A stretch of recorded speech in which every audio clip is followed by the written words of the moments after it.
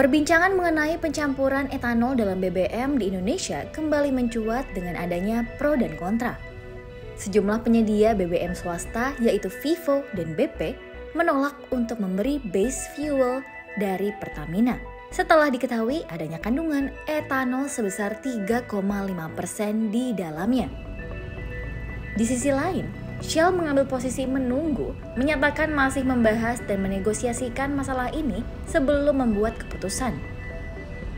Guru Besar Institut Teknologi Bandung atau ITB dan pakar bahan bakar dan pelumas, Tri Yustwi Jayanto, menjelaskan bahwa para stasiun pengisian bahan bakar umum atau SPBU menjual bahan bakar yang sudah dicampur dengan aditif, seperti deposit control additive, yang berfungsi menjaga kebersihan mesin. Yuswi Jayanto menambahkan bahwa beberapa SPBU bahkan mengklaim bahan bakarnya dapat menjaga kebersihan mesin hingga presentasi tertentu. Menurutnya, jika bahan bakar tersebut sudah mengandung etanol, maka jumlah aditif yang dibutuhkan akan lebih banyak. Hal ini pada gilirannya akan berdampak langsung pada peningkatan biaya produksi bahan bakar tersebut.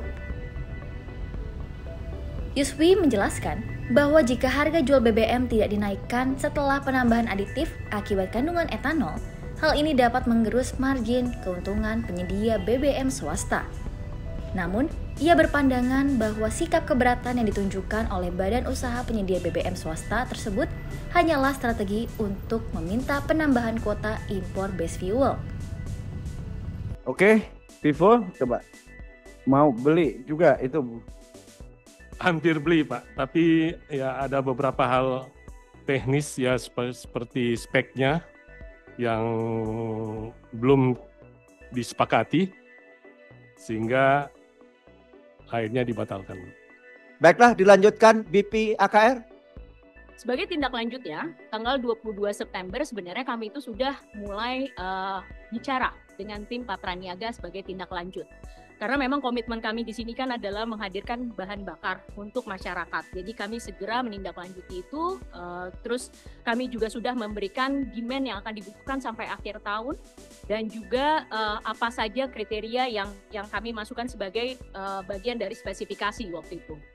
Namun pada saat itu satu hal yang belum terkonfirmasi secara jelas itu adalah mengenai kandungan etanol. Oke, saya kira cukup. Jadi dengan 3 alasan itu yang tidak bisa terpenuhi tanda kutip, maka dari BP AKR tidak ada dibeli Pertamina. Begitu?